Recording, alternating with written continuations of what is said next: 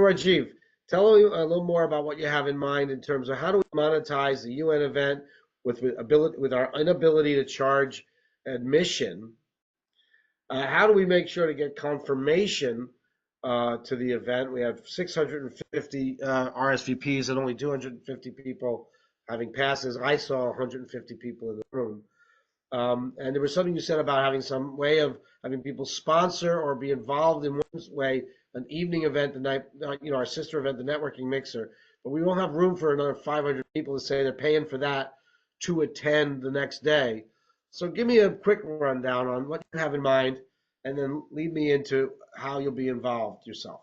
Yeah, so great. So thank you for this, John and Manav.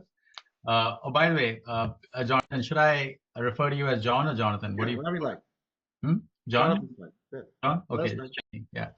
Okay, so yeah, so John and Manav, yeah, great to be here. As you know, I've been a big advocate and enthusiast of 1M1B since like for years.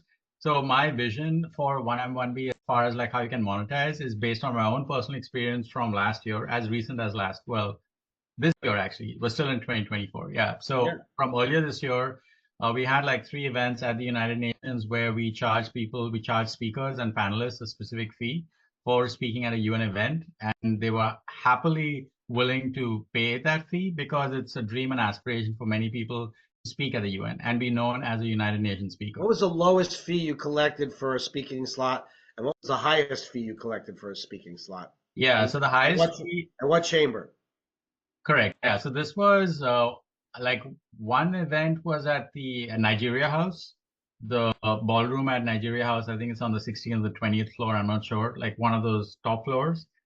That was like one event, and then the second event was at another event. I don't remember the name of the room, but it was one of like those smaller rooms. So certainly not as large and prominent as the EcoSoc chamber. It was one of the smaller rooms on one of the lower levels. So the largest fee was 15,000, and the lowest fee was this is for a speaker, keynote speaker. The lowest fee was I think 7,000 or 8,000, and then for a panelist, the highest was 5,000, and the lowest was 3,000. And what was the largest fee? What was the length of time they were speaking for? Yeah, so basically the speaking times are fixed for both. So the panelist speaks for like, I want to say 3 to 4 minutes approximately, and the keynote speaker speaks for like 7 to 9 minutes approximately. Thank you. So those are the two distinct differences between the speaking time, as well as one is because you can say you're a keynote speaker and a panelist. If you're a panelist, you can still say claim to be a speaker at the UN, which you are, but not a keynote speaker. So there's a slight difference between that because when people see the recordings, they'll notice quite quickly as to whether you're a keynote speaker or a panelist. Again, no shade to the panelist, but Okay. there It is a gives me the difference sense of between the two. scope. We got the Yeah, point. All exactly. right. So the point is there's an opportunity for the speakers to be charged. And of course, given that this is the EcoSoc chamber, we could even charge 20 or 25,000 per speaker for the EcoSoc event. And if we have, like 4 speakers, we could easily have 100K. That's what I'm saying.